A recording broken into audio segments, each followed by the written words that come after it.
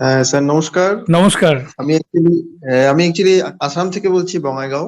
ওকে।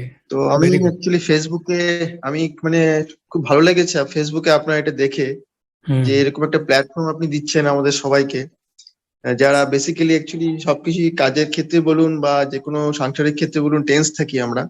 হুম। তো সেদিক দিয়ে অনেক কিছু জানতে পারলাম আজকে, আরো আগ্রহী যে আরো মানে আগামী 5 দিনে আরো আপনি কি কি আমাদের গাইড ইয়েস, ইয়েস। করবেন। ভেরি এই গুড। জন্য আমি খুব আগ্রহী হয়ে আছি আর কি। একদম। তো তো আজকে ক্লাসে একটা বেসিক্যালি সেন্সেশন, পজিটিভ ফিলিংস, আজকে ক্লাসে কিরকম লাগছে ক্লাসটা করার পর?